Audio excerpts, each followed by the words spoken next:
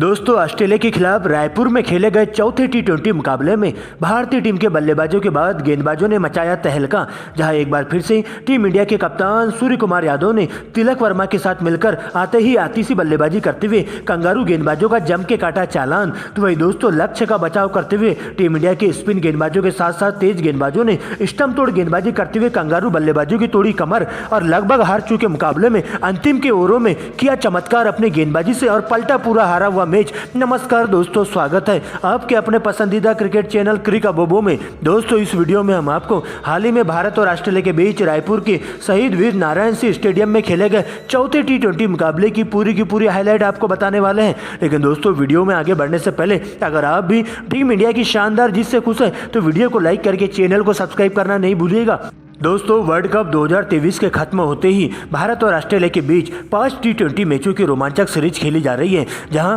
पहले दोनों ही टी20 मुकाबले में टीम इंडिया ने बल्लेबाजों के साथ साथ गेंदबाजों के शानदार प्रदर्शन की बदौलत कंगारुओं का सुपड़ा साफ करते हुए 2-0 की अजय बढ़त हासिल कर ली थी। लेकिन दोस्तों, हाल ही में तीसरे टी20 मुकाबले में कंगारुओं ने शानदार कमबैक किया, जहाँ दोस्तों कंगारू टीम के विस्फोटक बल्लेबाज मैक्सवेल ने अंतिम के ओवरों में तूफानी बल्लेबाजी करते हुए मात्र 47 गेंदों में ही विस्फोटक शतक ठोक दिया और अंतिम की 6 गेंदों में प्रसिद्ध कृष्णा को टारगेट करते हुए 21 रन जोड़ते हुए तीसरे टी20 मुकाबले में टीम इंडिया के जबड़े से जीत को छीनकर टीम इंडिया को करारी हार दे दी थी। लेकिन दोस्तों, इसी बीच दोनों ही टीमों के बीच चौथा टी20 मुकाबला हाल ही में रायपुर के शहीद वीर नारायण सिंह क्रिकेट स्टेडियम में खेला जाता है, जहां दोस्तों टीम इंडिया इस मुकाबले को जीतकर सीरीज पर कब्जा करने के इरादे से यहां उतरी थी। तो दोस्तों, कंगारू टीम इस मुकाबले को हर हाल में जीतना चाहती थी ताकि दोस्तों सीरीज की बराबरी पर आ जाए। ऐसे में दोस्तों, दोनों टीमों के बीच एक बार फिर से कड़ी टक्कर देखने को मिल चुकी थी। वही दोस्तों, आपको बता दें कि इस मुकाबले के लिए टीम इंडिया की कमान एक बार फिर से सूर्य कुमार यादव के कंधों पर सौंपी गई थी। वही दोस्तों, कंगारू टीम के लिए एक बार फिर से मैथ्यू वेड कप्तानी करते हुए देखे गए थे, जहां दोस्तों इस मुकाबले में शाम 6:30 बजे टॉस किया जाता है, सिक्का उछाला जाता है और सीधा कंगारू टीम के कप्तान मैथ्यू वेड के पक्ष में जाकर सिक्का गिरता है, जहां पर मैथ्यू वेड के द्वारा टॉस जीतकर पहले गेंदबाजी करने का फैसला किया जाता है। और जहां आज के इस महामुकाबले में दोनों टीमों की फाइनल प्लेइंग 11 में कोई भी चेंजेस देखने को नहीं मिलता है। दोस्तों, इसके बाद भारतीय पारी का आगाज करने के लिए टीम इंडिया के 2 धाकड़ ओपनर बल्लेबाज यशस्वी जायसवाल और ऋतुराज गायकवाड़ मैदान पर मौजूद हो जाते हैं, जिनके कंधों पर टीम इंडिया को ठोस शुरुआत देने की जिम्मेदारी होती है। वही दोस्तों, ऑस्ट्रेलिया के लिए पहले ओवर की गेंदबाजी करने तेज गेंदबाज केन रिचर्डसन आते हैं, जहां दोस्तों एक सटीक लाइन लेंथ के तहत उनके द्वारा गेंदबाजी देखने को मिलती है और यशस्वी जायसवाल को बिल्कुल भी हाथ खोलने का मौका नहीं देते हैं और पहले ही ओवर में अपने 6 सिंगल की मदद से मात्र 6 रन आते हैं, जहां पर दोस्तों यशस्वी जायसवाल के द्वारा 3 रन तो वे ऋतुराज गायकवाड़ 3 रन बटोर लेते हैं। और इस प्रकार से दोस्तों पहले ओवर में टीम इंडिया का स्कोर बिना विकेट गवाए 6 रनों तक पहुंच जाता है। लेकिन दोस्तों, दूसरे ओवर में बैंड्रॉफ गेंदबाजी करने आते हैं, जहां दोस्तों अपनी तेज तर्रार गेंदबाजी से दोनों ही बल्लेबाजों को बिल्कुल भी हाथ खोलने का मौका नहीं देते हैं और एकदम जड़ में गेंदबाजी करते हुए बिल्कुल भी हाथ खोलने का मौका नहीं देते। लेकिन दोस्तों, तीसरी गेंद पर ऋतुराज गायकवाड़ एक चौका लगाते हुए टीम के लिए बहुमूल्य रन जोड़ने का काम करते हैं और अगली गेंद पर सिंगल लेकर यशस्वी जायसवाल को स्ट्राइक देते हैं। लेकिन दोस्तों, इसके बाद अंतिम गेंद पर यशस्वी जायसवाल बड़ा शॉट खेलने के चक्कर में गेंद बल्ले का बाहरी किनारा लेते हुए सीधा विकेट कीपर मैथ्यू वेड के दस्तानों में चली जाती है और इस प्रकार से टीम इंडिया को 15 के स्कोर पर पहला बड़ा झटका लग जाता है, जहां दोस्तों यशस्वी जायसवाल 6 रन बनाकर बैंड्रॉफ की गेंद पर मैथ्यू वेड के हाथों कैच आउट होकर डगआउट की ओर लौट जाते हैं। दोस्तों, इसके बाद नए बल्लेबाज के रूप में ईशान किशन की एंट्री होती है। लेकिन इसके बाद अपने कोटे का दूसरा ओवर लेते हुए जैसे ही केन रिचर्डसन आते हैं तो टीम इंडिया को दूसरा बड़ा झटका ईशान किशन के रूप में दे देते हैं, जहां दोस्तों गली के ऊपर से शॉट खेलने के चक्कर में मार्क स्टोनिस के हाथों ईशान किशन को बिना खाता खोले ही डगआउट की ओर लौटना पड़ता है और इस प्रकार से टीम इंडिया को 25 के स्कोर पर दूसरा बड़ा झटका लग जाता है। लेकिन दोस्तों, इसके बाद कप्तान सूर्य कुमार यादव की एंट्री होती है, जहां दोस्तों एक छोर से ऋतुराज गायकवाड़ अंगद की तरह डटकर मुकाबला करते हुए चले जाते हैं और इसके बाद सूर्य कुमार यादव के साथ मिलकर दोनों ही बल्लेबाज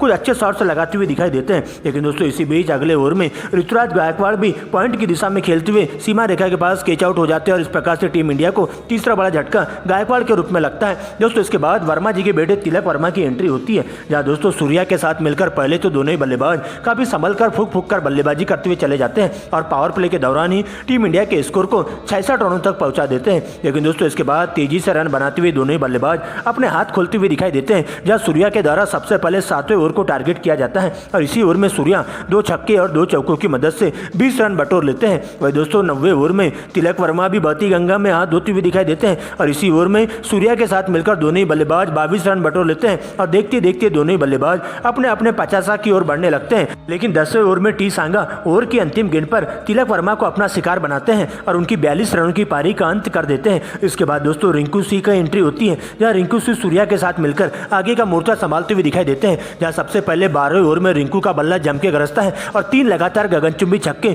रिंकू के बल्ले से देखने को मिलते हैं। लेकिन दोस्तों 14वें ओवर में सूर्य कुमार यादव तूफानी अंदाज में 2 छक्के और 2 चौके जड़ देते हैं और इस प्रकार से मात्र 36 गेंदों में ही अपनी 50 पूरी कर लेते हैं। दोस्तों इसके बाद तो तेजी से रन बनाते हुए दोनों ही बल्लेबाज कंगारू टीम के तेज गेंदबाजों के साथ साथ स्पिन गेंदबाजों पर कहर बनकर टूट पड़ते हैं और सीधा गेंद को हवाई फायर के लिए भिजवाने का काम करते हैं और चौके छक्कों की आतिशबाजी इन दोनों ही बल्लेबाजों के बल्ले से देखने को मिलती है। जहां दोस्तों तेजी से रन बनाते हुए कंगारू टीम के गेंदबाजों पर कहर बनकर टूट पड़ते हैं और इस प्रकार से दोनों ही बल्लेबाजों के बीच में एक सद की साझेदारी पूरी हो जाती है। जहां रिंकू सिंह भी मात्र 24 गेंदों में ही अपना 50 पूरा कर लेते हैं। लेकिन दोस्तों दूसरे छोर से सूर्य कुमार यादव अंगद की तरह डटकर कंगारू टीम के गेंदबाजों पर कहर बनकर टूट पड़ते हैं और 19वें ओवर में सूर्या के बल्ले से 3 लगातार गगनचुंबी छक्के जड़ दिए जाते हैं और इस प्रकार से सूर्या मात्र 66 गेंदों में ही अपना शतक पूरा कर लेते हैं और 19 ओवर की समाप्ति पर टीम इंडिया का स्कोर 4 विकेट गंवाकर 200 रनों तक पहुंच जाता है। दोस्तों इसके बाद अंतिम ओवर की गेंदबाजी करने एक बार फिर से केन रिचर्डसन आते हैं, जहां उनका सामना होता है रिंकू सिंह से और पहली 2 गेंदों पर रिंकू के बल्ले से 2 करारे चौके देखने को मिलते हैं और अगली गेंद पर सिंगल लेकर सूर्या को स्ट्राइक देते हैं। जहां दोस्तों सूर्या भी बहती गंगा में हाथ धोते हुए अंतिम की 2 गेंदों पर 2 लगातार चौके जड़ देते हैं और इस प्रकार से दोस्तों टीम इंडिया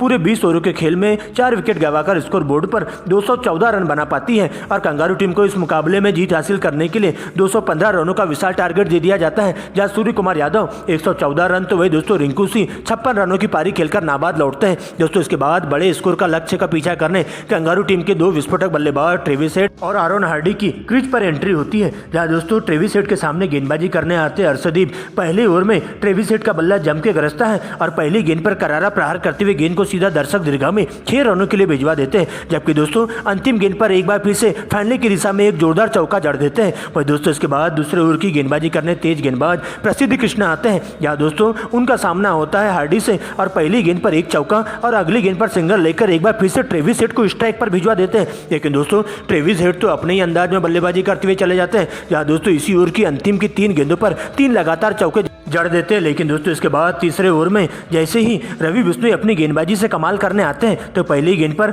आरोन हार्डी को अपना शिकार बनाते हैं और उनकी 16 रनों की पारी का अंत कर देते हैं। लेकिन दोस्तों इसके बाद ट्रेविस हेड अभी भी अंगद की तरह डटे हुए रहते हैं और अब उनका साथ देने के लिए जोश इंग्लिश की एंट्री होती है। लेकिन दोस्तों ट्रेविस हेड तो अपने ही अंदाज में बल्लेबाजी करते हुए टीम इंडिया के तेज गेंदबाजों पर कहर बनकर टूट पड़ते हैं। लेकिन 35 रनों के निजी स्कोर पर आवेश खान उन्हें अपना शिकार बनाते हैं, जहां रवि बिश्नोई के द्वारा बेहतरीन कैच के माध्यम से उनकी पारी का अंत कर दिया जाता है। इसके बाद दोस्तों जोश इंग्लिश भी सस्ते में अपना विकेट गंवाते हुए पवेलियन की ओर लौट जाते हैं और इस प्रकार से रवि बिश्नोई आते ही जोश इंग्लिश को 10 रनों के निजी स्कोर पर बोल्ड कर देते हैं और इस प्रकार से कंगारू की टीम को तीसरा बड़ा झटका 68 के स्कोर पर लग जाता है। जिसके बाद मैक्सवेल का साथ देने के लिए मार्क स्टोनिस मैदान पर आते हैं और इसके बाद दोनों ही बल्लेबाज काफी संभल कर बल्लेबाजी करते हुए टीम इंडिया के तेज गेंदबाजों के साथ साथ स्पिन गेंदबाजों का सामना करना चालू कर देते हैं। जहां पर दोस्तों देखते ही देखते सबसे पहले मैक्सवेल मात्र 24 गेंदों में ही अपना 50 पूरा कर लेते हैं और दोस्तों 8वें ओवर में तो रवि बिश्नोई को टारगेट करते हुए 3 लगातार छक्के उनके बल्ले से देखने को मिलते हैं। वह दोस्तों 10वें ओवर में मार्क स्टोनिस भी 4 लगातार चौके जड़ देते हैं और इस प्रकार से दोनों ही बल्लेबाजों के बीच में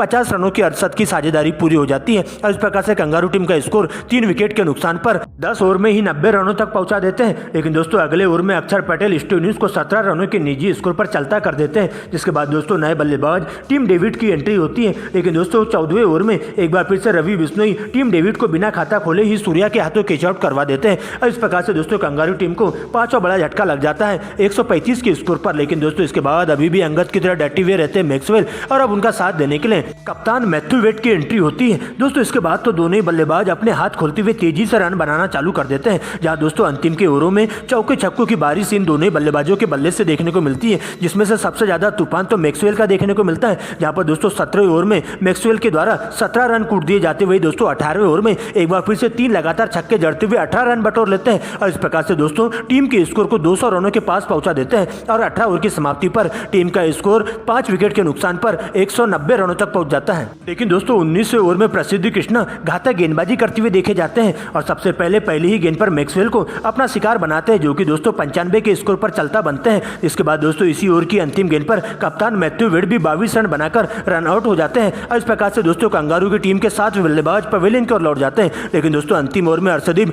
हैट्रिक विकेट लेकर कंगारू बल्लेबाजों की कमर तोड़ के रख देते हैं और इस प्रकार से दोस्तों कंगारू टीम को 200 रनों पर ही ऑल आउट कर देते हैं और इस तरह से टीम इंडिया चौथे T20 को 15 रनों से जीत हासिल करते हुए सीरीज पर कब्जा जमा लेती है।